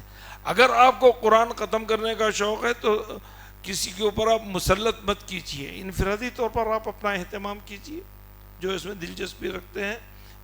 جہاں تک مساجد ہے یہ سب جگہ جمع ہونے کی اعتبار ہے, یہاں پر اس طریقے کا کسی کے اوپر دباؤ ڈالنا یا کسی کو متعین کرنا، یہ اسلام کا مزاج نہیں ہے۔ اسلام کشادگی چاہتا ہے، وسعت چاہتا ہے، اور ما لا یطیق، جو قدرت ہم نہیں رکھتے ہیں اس کو اسلام اجازت نہیں دیتا ہے۔ لا یکلف اللہ نفسا الا وسعها، تو یہ بنا لینا کہ ایک ہفتے میں قرآن ختم کریں گے، روز 5 پارے پڑھیں گے، 3 پارے پڑھیں گے، اور 3 دن میں قرآن ختم ہوگا، 10 دن میں قرآن ختم ہوگا، رمضان میں 3 قرآن ختم ہوں گے، اس کا کوئی معنی نہیں ہے۔ ایک بات سنیے، غور سے سنیے،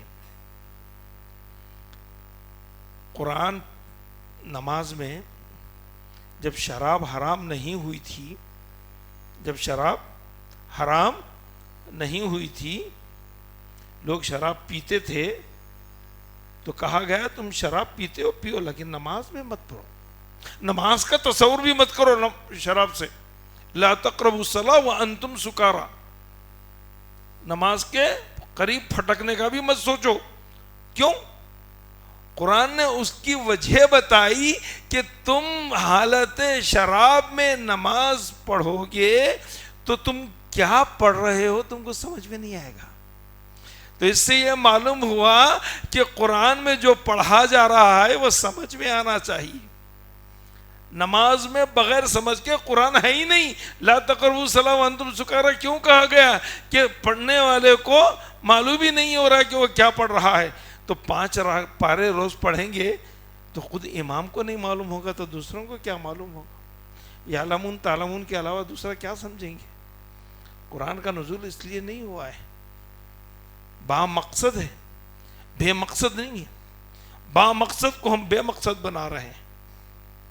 ہمارے سے زیادہ جاہل امت کوئی نہیں کہ قرآن پڑھتے ہیں اور خریدتے ہیں اور ہم کو خود نہیں معلوم اس میں کیا ہے۔ تو قرآن کے اندر جو بھی صورتیں پڑھ رہے ہیں رمضان میں اس کا اہتمام کیجئے کہ دروس میں کم از کم وہ صورتوں کی تفسیر لوگوں تک پہنچے جو عام طور پر پڑھی جاتی ہیں، وہ آیات، وہ چھوٹی موٹی صورتیں، تو اس سے لوگوں کو فائدہ ہوگا، کیونکہ بغیر سمجھ کے نماز کا کوئی تصور نہیں ہے۔ لا تقربوا الصلاۃ وانتم سکارا اسی لیے منع کیا گیا کہ تم جو پڑھ رہے تم کو نہیں معلوم۔ ہم شراب نہیں پیے ہوئے ہیں، ہوش و حواس میں آئے ہوئے ہیں، پھر بھی قرآن کیا پڑھ رہے ہیں ہم کو نہیں معلوم، تو ہم سے زیادہ جاہل قوم کون سی ہو سکتی ہے؟ اور پھر بھی ہم اس کو، ہمارا دستور حیات، آسمانی کتاب سب سے زیادہ مقدس، بغیر وضو کے اس کو پڑھنے کا تصور نہیں، نیچے رکھنے تو ہم اس کو بے ادبی سمجھتے ہیں، اس کے باوجود بھی اس کے عمل سے واقف نہیں ہے۔ تو نماز کی تراویح کے اندر یہ تصور کرنا کہ اتنا متعین کیا جائے، اتنا پڑھا جائے، فَقْرَؤُوا مَا تَيَسَّرَ مِنَ الْقُرْآنِ، یہ قرآن کا حکم ہے کہ آپ اپنی کیپیسٹی کے مطابق پڑھیے، آپ اپنی کیپیسٹی کے مطابق پڑھیے۔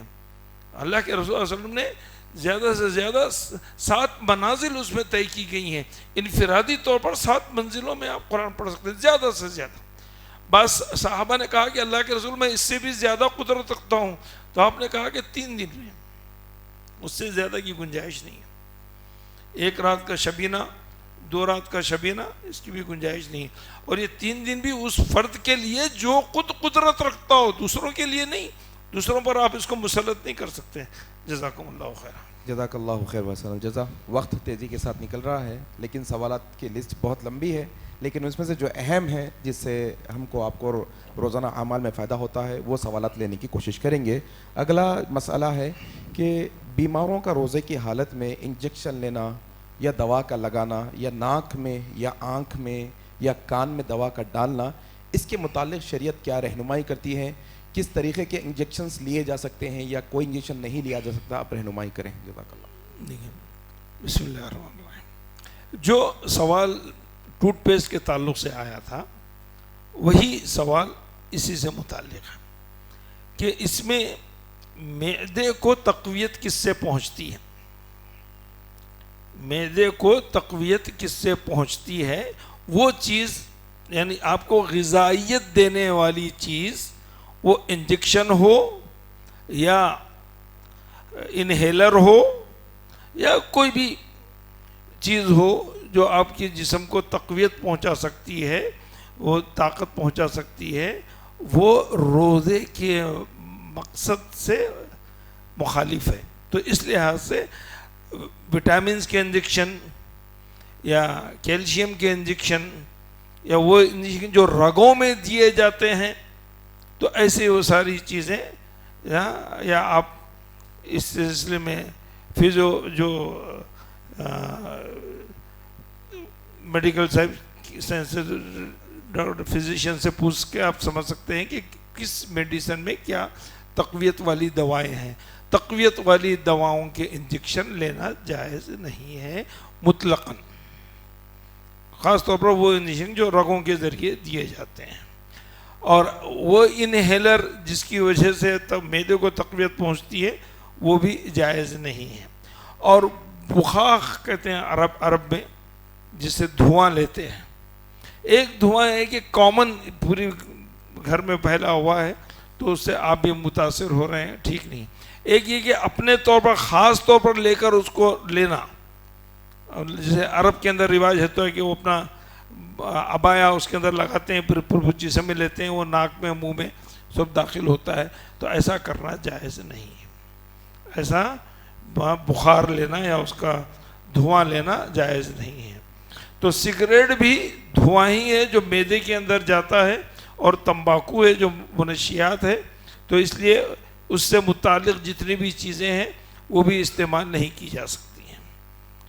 البتہ زخم پر کوئی مرہم لگا رہے ہیں تو زخم کے اوپری حصے کا تعلق ہے، اس کے اندرونی حصے سے تعلق نہیں ہے، معدے سے تعلق نہیں ہے، وہ استعمال کر سکتے ہیں. وہ قطرے جن کی تعداد زیادہ ہو اور ناک میں ڈالے جائیں، وہ قطرے جو ناک میں ڈالے جائیں اور وہ زیادہ طور پر حلق سے معدے تک پہنچ سکتے ہیں، تو ایسے نہیں آنے چاہیے. آپ منہ کھولے، مکھی چلی گئی، مچھر چلا گیا، تو ایسی صورت میں اس کا کوئی علاج نہیں ہے. ایسی صورت میں روزہ نہیں ٹوٹے گا.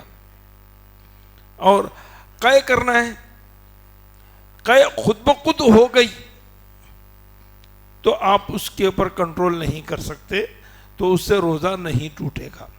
لیکن آپ زبردستی انگلی ڈال کر اس کو باہر نکال رہے ہیں، بہت زیادہ اس کو یہ کر رہے ہیں، تو ویسے روزہ ٹوٹ جائے گا اور اس کی قضا ضروری ہے. ایک اور مسئلہ ہے شیخ، اگر بھول کر کھا پی لے جانے انجانے میں، تو اس سلسلے میں روزے پر کیا اثر پڑے گا؟ اور اگر جان بوجھ کر کسی نے روزہ توڑ دیا ہے کسی بھی طریقے سے، تو پھر اس کا کفارہ کیا ہوگا شیخ؟ بھول کر کھانے پینے والے کے تعلق سے اللہ کے رسول صلی اللہ علیہ وسلم نے فرمایا، اللہ نے اس کو کھلایا، اللہ نے اس کو پلایا.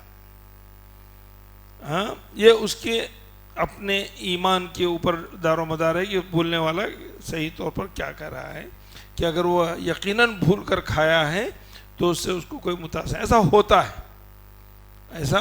ہوتا ہے کہ آدمی بے خیالی میں پانی پی لیتا ہے یا کوئی چیز منہ میں ڈال لیتا ہے جہاں گھر میں چلتے پھرتے ہوئے، ایسا ہوتا ہے. تو اس سے کوئی روزہ متاثر نہیں ہوتا اگر وہ حقیقت میں بھولا ہوا ہو. تو اس کی حدیث ہے. تو اللہ کے رسول صلی اللہ علیہ وسلم نے فرمایا کہ اس کو روزے سے ہے، لیکن اللہ نے اس کو کھلایا، اللہ نے اس کو پلایا، تو اللہ اس کا مواخذہ اس پر پکڑ نہیں کرے گا. جہاں تک کسی نے روزے کو جان بوجھ کر توڑا، اس کے کئی اسباب ہو سکتے ہیں. ہاں، جیسے اس نے دن میں بیوی سے مباشرت کر لی، تو اس میں جس کا ارادہ تھا اس پر یہ چیز مسلط ہے. ان دونوں میں جو اس پر آمدہ کیا وہ اس کا گنہگار ہے. اگر شوہر آمدہ کیا تو شوہر اس کا روزہ ٹوٹ گیا، اگر بیوی کو تو بیوی کا صرف اس روزے کی حد تک ذمہ دار ہے. لیکن آمدن اس کو کرنے والے کے لیے اسلام نے 3 قسم کے احکامات بتائے ہیں. اس میں سے ایک اب اس زمانے میں موجود نہیں ہے، وہ ہے غلام کو آزاد کرنا. اب غلام کا زمانہ نہیں ہے، اس کو ختم کر دیا گیا. یہ اسلام کی پالیسی تھی کہ غلاموں کو اس دنیا سے ختم کیا جائے، اس لیے یہ آزاد کر دو یہ سلسلہ گناہوں کے کفاروں کے سلسلے میں الگ سلسلے میں رکھا گیا تھا. تو وہ نہیں ہے. دوسری کہ مسلسل کنٹینیوسلی نان اسٹاپ ایک سیریس میں اگر آج سے روزہ رکھے تو 2 مہینے تک بغیر کسی گیپ کے روزہ رکھنا ہے. اگر بیچ میں گیپ ٹوٹ گیا تو پھر آپ کو دوبارہ اس کو کنٹینیوسلی 60 روزے رکھنا ہے, یا نہیں تو آپ کو 60 مسکینوں کو کھانا کھلوانا ہے. یہ اس کا کفارہ ہے. کھانا کھلوانے کا طریقہ یہ ہے کہ آپ اس کو اپنے گھر پر کھانے کا انتظام کر کے, سحری اور افطار کا انتظام کر کے دے دیں, یا اس کی جو مالیت بنتی ہے اپنی حیثیت کے مطابق, اپنی حیثیت کے مطابق. آپ بولیں گے بھائی 5 روپے کے بھی اسٹال لگے ہوئے ہیں تو 5 روپے سے میں دے دوں گا, ایسا نہیں ہے. آپ کی کیا حیثیت ہے, آپ کا کیا اسٹینڈرڈ ہے کھانے پینے کے لحاظ سے, نارمل اس کے لحاظ سے وہ اس کو دینا چاہیے آپ کو. عورتوں کی طرف سے ایک سوال یہ آیا ہے شیخ کہ حاملہ خواتین اور دودھ پلانے والی مائیں, ان کے متعلق شریعت کیا حکم دیتی ہے؟ کیا یہ لوگوں کو روزے بعد میں قضا کرنے چاہیے؟ کیا تعلیمات ہے اس سلسلے میں؟ ہاں, شریعت نے اس کو صاف طور پر کہا ہے کہ حیض, نفاس, حوامل اور دودھ پلانے والی ہیں, یہ 4 قسم کی عورتیں ہیں, ان کو اختیار. حیض اور نفاس میں تو آپ اسے معذور ہیں. اس میں سے حوامل میں اگر حمل متاثر ہو رہا ہے اور اس کی استطاعت نہیں ہے, حمل کمزور پڑ رہا ہے یا ڈیلیوری میں مشکلات پیش آنے کا امکان ہے تو آپ روزہ چھوڑ سکتے ہیں, لیکن بعد میں اس کو رکھ لینا چاہیے. اس پر بھی بات کروں گا ابھی. اور یہی بات دودھ پلانے والی عورتوں کے تعلق سے ہے. ہاں, بات یہ ہے کہ روزہ کب رکھیں گے. حضرت عائشہ کہتی ہیں کہ میرے بھی روزے چھوٹ جاتے تھے, میرے بھی روزے چھوٹ جاتے تھے, اور عام دنوں میں دیگر مشغولیات ہو جاتی تھی تو میں شعبان میں اس کو کمپلیٹ کر لیتی تھی. تو اگلے رمضان سے پہلے چھوٹے ہوئے روزوں کو کمپلیٹ کر لینا ضروری ہے. اگلے روزوں کو مرد کے ہوں یا عورت کے ہوں, اگلے رمضان سے پہلے ان روزوں کو جو چھوٹ گئے ہیں کسی بھی سبب سے اس کو آپ کمپلیٹ کر لینا چاہیے. جی, ایک اور سوال خواتین کی جانب سے ہی ہے, وہ یہ کہ بہت ساری خواتین میں ایک بڑی غلط فہمی ہے کہ حیض کی حالت میں نمازیں معاف رہتی ہیں, اس کو جو ہے نا قضا کرنے کی ضرورت نہیں. تو اس سلسلے میں بعض خواتین یہ جو ہے نا سوچتی ہے کہ رمضان کے متعلق بھی ایسا ہی ہے کہ حیض آ جائے گا تو پھر ان کو روزے معاف ہے. کیا اس میں شریعت کہتی ہے نماز اور روزوں کے متعلق, حیض کے متعلق؟ نہیں, حیض تو صرف 1 ہفتے کی بات ہے میکسیمم, لیکن نفاس وہ تو اگر فرض کرو کسی کو فرسٹ رمضان کو یہ ہو گیا ہو تو پورا مہینہ اس میں گزر جائے گا, وہ پورا مہینہ قضا ہے.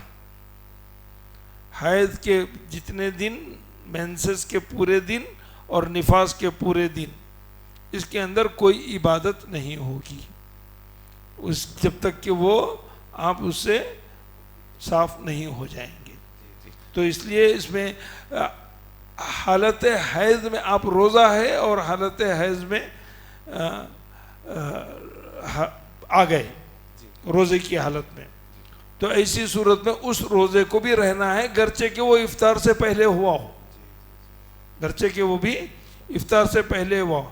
اور ایک علماء نے یہ بھی بتایا اس میں کہ جیسے دوپہر میں مینسز ہو گیا ہو تو شام تک آپ حالت روزے میں رہیں گی, ہاں, مگر روزے داروں کی طرح ہی رہیں گے. پھر اس کے بعد آپ چاہیں تو اس کو نارمل حالت میں آ سکتے ہیں, کیونکہ دوسرے دن سے روزہ رہنا نہیں ہے. لیکن یہ کوئی ضروری شرط نہیں ہے, اگر کوئی ضرورت محسوس ہو, کمزوری محسوس ہو تو آپ کھا پی سکتے ہیں.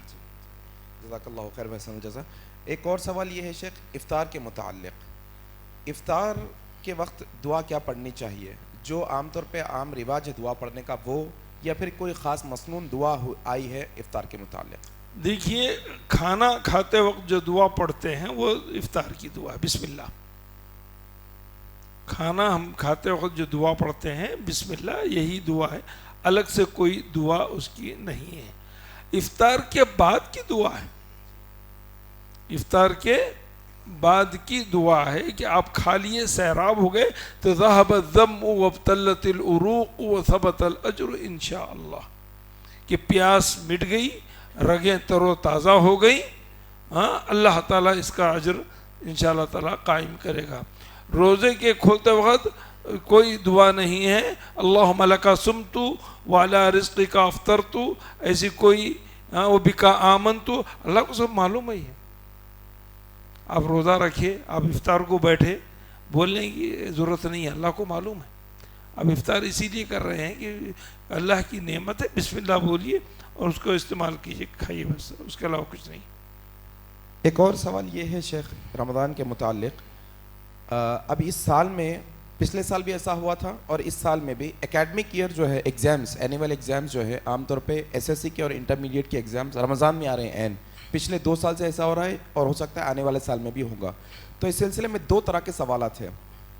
ایک یہ ہے کہ ایسے اسٹوڈنٹ جن کے ایگزام سینٹرز دور دور ہے، سفر کر کے جانا پڑتا ہے، مشکل اٹھانی پڑتی ہے، کیا یہ بھی اسٹوڈنٹ مسافر میں آئیں گے؟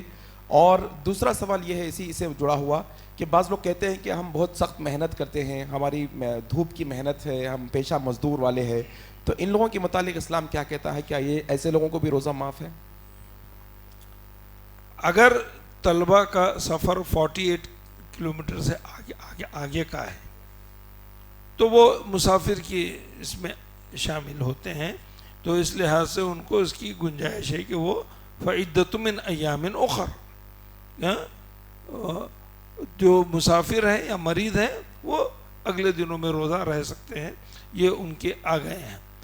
لیکن جو اسٹوڈنٹس ہیں وہ بالغ نہیں ہیں، انڈر ایج ہیں، جیسے 13 ایئرس کے ہیں، 14 ایئرس کے ہیں، انڈر ایج ہیں، 15 ایئرس کے ہیں، تو ایسے لڑکوں کو ابھی اب مہلت ہے کہ اب ان کو اور موقع آگے مل سکتا ہے، تو وہ روزہ چھوڑ کر بعد میں رہ سکتے ہیں۔ ہاں، جہاں تک مزدور یا محنت کش لوگ جو دھوپ میں کام کرتے ہیں یا محنت کا کام کرتے ہیں، یہ تو عہد رسول میں بھی تھا، ہم سے زیادہ مشقت کرتے تھے۔ خندق کھودی گئی تو معمولی کام تھا، آج کے پوکلین ہل جاتے ہیں تو وہ تو انسان تھے۔ ہاں، جنگ بدر وہاں تک کا سفر معمولی بات تھی۔ آپ جانتے ہیں جنگ بدر تک کیسا گئے تھے؟ ایک اونٹ پر 2 آدمی یا 3 آدمی پیدل گئے تھے، اور رمضان کا مہینہ تھا، اور ان کو علت نہیں، اللہ کے رسول نے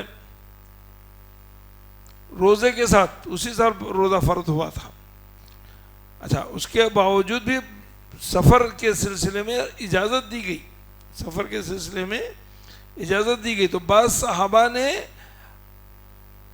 کہا کہ ہم روزہ رہ سکتے ہیں، تو اللہ کے رسول نے اختیار دیا، روزہ رہ گئے، لیکن گرمی اتنی شدت کی پڑی کہ پریشان ہو گئے، تو جن لوگوں نے روزہ نہیں رکھا تھا وہ ان کی خدمت کرنے لگے، تو اللہ کے رسول نے فرمایا کہ روزے داروں پر غیر روزے دار سبقت لے گئے اجر کے معاملے میں۔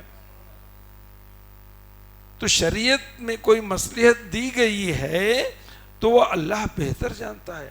اگر آج کے دور میں آپ کہیں گے بھائی میں فلائٹ سے سفر کر رہا ہوں، مجھے روزے کی کیا بات، میں فلائٹ سے سفر کر رہا ہوں، مجھے روزے کی کیا ضرورت ہے، 2.5 گھنٹے کے اندر وہاں پہنچوں گا۔ میں اپنا واقعہ بتاؤں گا، شاید رمضان کا ہی مہینہ تھا، میں جدے سے سوار ہوا دن میں، معلوم تھا مجھے سفر ہے، میں روزہ نہیں رکھوں گا، فلائٹ کا سفر تھا، 4 یا 5 گھنٹے کے اندر حیدرآباد پہنچا، بامبے پہنچنا تھا، بامبے سے فلائٹ تھی، فلائٹ میں بیٹھا، بامبے جہاز پہنچ گیا، اتر رہا نہیں ہے، اتر ہی نہیں رہا ہے، آدھا گھنٹہ گھومتا رہا، اس کے بعد بولے نہیں ہم دلی جا رہے ہیں، 1.5 گھنٹے کا سفر کر کے دلی گئے، وہاں پہ بھی نہیں اتر رہا ہے، بولے ہم کراچی جا رہے ہیں، کراچی گئے تک 8 گھنٹے ہو گئے، پھر واپس بولے کہ کراچی میں بھی جگہ نہیں ہے، واپس ریاض جا رہے ہیں، ریاض میں لینڈ کرنے والے تھے، اس وقت اس کو میسج آیا کہ آپ کا بامبے کا ایئرپورٹ کھل گیا، جائیے واپس. تو 16 گھنٹے جہاز میں گزرے. روزہ رہتا تو کیا حالت ہوتی. جہاز میں کھانا ختم ہو گیا، پانی ختم ہو گیا، ٹیشوز ختم ہو گئے، کسی بھی قسم کی. تو اللہ کی مصلحت ہے، ہم نہیں جان سکتے. ہم کتنی لگژری میں زندگی گزار رہے ہیں وہ نہیں معلوم. آپ تو اللہ تعالیٰ نے روزے فلائٹ سے سفر کرنے کیا ضرورت ہے؟ آپ کو نہیں معلوم کیا حالت پیش آئیں گے، کس طریقے کے آئیں گے. تو اس طریقے سے ایسے واقعات ہوتے ہیں. تو اللہ کی مصلحت ہے کہ اگر آپ مسافر ہیں تو اس کا فائدہ اٹھائیے. جزاک اللہ شیخ. ایک اور سوال اعتکاف کے متعلق ہے. رمضان میں زیادہ سے زیادہ کتنے دنوں کا اعتکاف کیا جا سکتا ہے مردوں کے لیے، اور عورتوں کے لیے کیا گھروں میں اعتکاف کرنا جائز ہے؟ پہلا کہ رمضان میں اعتکاف اللہ کے رسول نے ہر سال 10 دن کا کیا، ایک سال آپ نے 20 دن کا کیا. تو سنت 10 دن کا اعتکاف ہے. اس سے آپ کم کر رہے ہیں تو وہ سنت نہیں ہے، وہ اعتکاف ہے. وہ اعتکاف ہے، سنت نہیں ہے. سنت اعتکاف 10 دن کا ہے. اور قرآن نے حکم دیا ہے کہ وَالْعَاكِفُونَ فِي الْمَسَاجِدِ، وہ عورتیں ہوں یا مرد ہوں، سب کی اعتکاف کی جگہ مسجد ہے. اب مسلم پرسن لا بولنا نا، عورتوں کو حق ہے، مسجدوں کو آنا چاہیے. اب کھل رہے ہیں، ہاں دماغ کے دروازے اب کھل رہے ہیں. بھئی اللہ کے رسول نے کھول رکھے تھے دروازے، تم کون بند کرنے والے ہوتے ہو؟ ہاں تو وَالْعَاكِفُونَ قرآن میں کہا کہ فی المساجد، تو گھر کے اندر آپ اپنی پرسنل مسجد بنا لے کے روزہ نہیں رہ سکتے. مسجد ایک عرف عام میں ایک اسلام کا شعار ہے. مسجد عرف عام میں ایک شعار ہے، اور علماء نے کہا ہے کہ اس مسجد میں ہی اعتکاف رہا جائے جہاں پر جمعہ کا خطبہ ہوتا ہے. کیونکہ کوئی مسجد آباد نہیں ہے، صرف وہاں پر 2-4 آدمی ہیں، جمعہ کا آپ اعتکاف کر رہے ہیں اور فرض جمعہ کے خطبے کو چھوڑ رہے ہیں. تو جہاں پر جمعہ کا اہتمام ہوتا ہے وہاں پر اس کا روزہ اعتکاف رہنا چاہیے. اور اعتکاف 10 دن کا ہی سنت ہے، اور یہ فجر سے ہو کر 20 تاریخ کی فجر سے شروع ہو کر 21 تاریخ کی چاند دکھنے تک کے لیے مسلسل ہوگا. اور اعتکاف کے اندر موبائل نہیں، اعتکاف میں کمیونیکیشن نہیں، پرسنل کمیونیکیشن بھی نہیں. اعتکاف کا مطلب ہی وہی ہے کہ آپ اللہ کے کمیونیکیشن میں رہیں گے، پبلک کے کمیونیکیشن میں نہیں رہیں گے. تو جو لوگ پبلک کے کمیونیکیشن اور موبائل کے ساتھ رہ رہے ہیں وہ لوگ میری نظر میں ایکٹنگ کر رہے ہیں.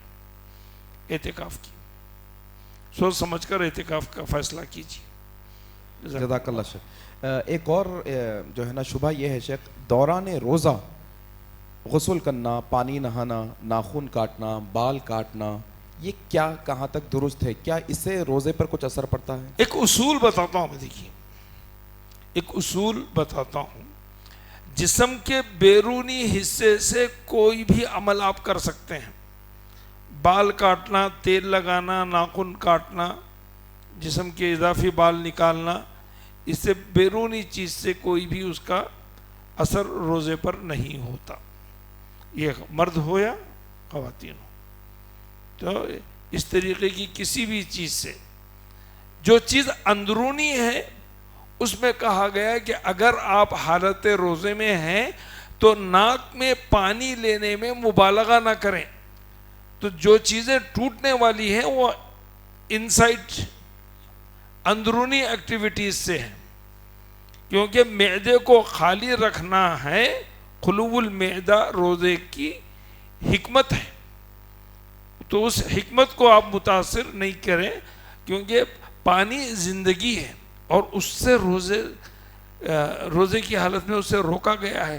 تو اس سے بڑی قربانی نہیں ہو سکتی. انسان کے نفس کی اس سے بڑی قربانی نہیں ہو سکتی. ہاں یہ کتنا بڑا پرابلم ہے. میں جو ہے ابھی ڈاکٹر نے مجھے کہتا پیروں میرے سوجے ہوئے تھے، تو انہوں نے کہا کہ آپ کی کڈنی متاثر ہے، آپ 1 لیٹر پانی پینا. عذاب جیتے جی عذاب لگتا ہے کہ 24 گھنٹے کے اندر 1 لیٹر پانی ممکن نہیں. تو حالت روزے کے اندر 14-15 گھنٹے پانی سے رکنا یہ خلو المیدہ، کیونکہ وہی چیز زندگی دینے والی ہے. تو یہ اس سے اللہ تبارک تعالیٰ بندے کی آزمائش ہے روزے میں. تو اس لحاظ سے اس کا اہتمام اور خلو المیدہ ہونا چاہیے کہ معدے کے اندر کوئی چیز داخل نہ ہونے پائے. ایک اور آخری سوال لیں گے آج کے سیشن کا کہ بعض پیشنٹ اور مریض ایسے ہوتے ہیں جن کو جو ہے بہت لمبی ڈیزیز رہتی، کرونک ڈیزیزز رہتے ہیں، ان کو شفا کی بہت کم امید رہتی، تو روزے ڈاکٹرز ان کو جو ہے نا روزہ رکھنے سے منع کر دیتے ہیں. ہاں سمجھ میں آ گیا. ایسے مریضوں کو کیا کرنا چاہیے روزے کے؟ ایسے مریض جو بیمار ہیں اور ان کے شفایاب یا ان کے دوبارہ ریکور ہونے کے امکانات کم ہیں، اگر ریکور ہو بھی جائے تو وہ قوت ان کو موجود نہیں ہے جو روزہ رکھنے کی حد تک ہو، تو ایسے لوگوں پر کفارہ ہے. وہ کفارہ کیا ہے؟ ایسے لوگوں پر کفارہ ہے. وہ کفارہ یہ ہے کہ 1 دن کے روزے کا ایک آدمی کو سحری اور افطار کا انتظام کرے. تو آپ چاہیں تو اگر معلوم ہو کہ پورا رمضان آپ نہیں کر سکتے ہیں تو پورے رمضان کا آپ اہتمام کر لیں شروع میں، یہ جیسے آپ کو سہولت ہو. اگر کوئی آدمی انتقال کر جائے اور اس پر روزے قرض ہیں، باقی ہیں، ہاں اس نے روزے نہیں رکھے تھے، تو اللہ کے رسول صلی اللہ علیہ وسلم نے فرمایا کہ اس کا جو وارث ہے، اس کا جو باپ ہے تو بیٹا ہے تو اس کا بھائی، جو بھی اس کے ذمہ دار ہیں، وہ لوگ اس کے روزے کی ذمہ داری کو اٹھائیں. اگر وہ نہ کر سکتے ہوں تو اس کی طرف سے کفارہ دیا جائے. السلام علیکم شیخ. جی وعلیکم السلام. شیخ میرا نام سید عبد القدیر ہے. جی میں پیشے سے ٹیکسی ڈرائیور ہوں. جی شیخ میں علماء سے سنتا ہوں اکثر کہ نماز چھوڑنا کفر ہے. شیخ اکثر میں سفر میں رہتا ہوں، میں ٹیکسی ڈرائیور ہوں تو تروپتی سری سلم زیادہ جانا ہوتا ہے میرا، ایک دن بھر وہیں قیام کرنا ہوتا ہے. جی اکثر شیخ میں سفر میں ہوتا ہوں، مجھے ڈر ہے اللہ سے کہ اس حال میں اگر مجھے موت آ جائے نماز ترک کرتے ہوئے تو میرا کیا بنے گا. شیخ تھوڑا اس پر رہنمائی کرائیے، جزاک اللہ خیر. اکثر نماز میری قضا ہو جاتی ہے شیخ، دن بھر مندروں میں ویٹ کرنے کی وجہ سے، کبھی تروپتی، کبھی سری سلم، کبھی کنیا کماری، کبھی کیرلا جاتا ہوں میں. جزاک اللہ خیر. السلام علیکم. نماز ان الصلاۃ کانت علی المؤمنین کتابا موقوتا. نماز کی خصوصیت دوسرے مذاہب کے مقابلے میں یہ ہے کہ ہمارے پاس نماز وقت پر متعین ہے، ہر نماز کا وقت متعین ہے. ہاں اگر ان اوقات میں جن اوقات میں آپ کو نماز پڑھنا ہے وہاں کوئی سبب آ رہا ہے، کوئی ریزن آ رہا ہے، جیسے کوئی، آپ تو ڈرائیور ہے بتا رہے ہیں، جیسے کوئی ڈاکٹر ہے اور دوپہر میں 1 بجے سے 3 بجے تک اس کی آپریشن کی ڈیوٹی ہے، تو وہ آپریشن کا کیس اس کے لیے بڑا اہم ہے، تو وہ نماز کو قضا کر سکتا ہے اگر اس وقت اس کو نماز پڑھنے کی سہولت نہ ہو. بہت سارے لوگ جو اپنے وقت پر نماز نہیں ادا کر سکتے ہیں بغیر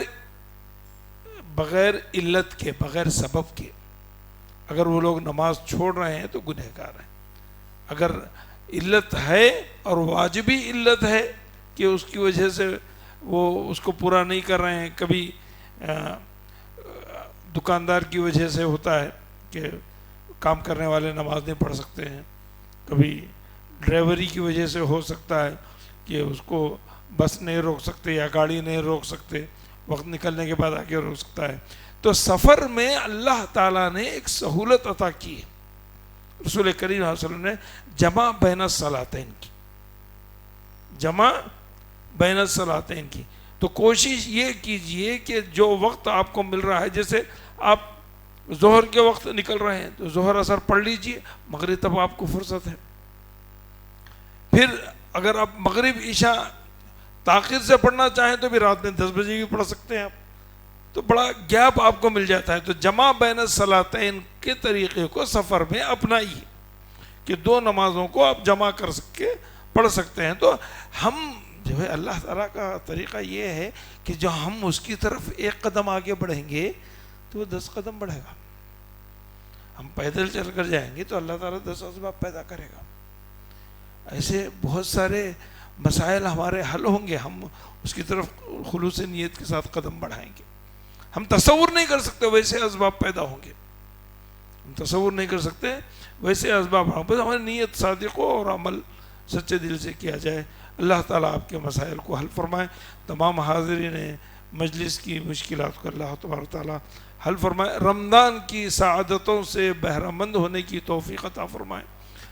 تلاوت قرآن کثرت سے پڑھنے کی توفیق عطا فرمائے، سمجھ کر پڑھنے کی توفیق عطا فرمائے.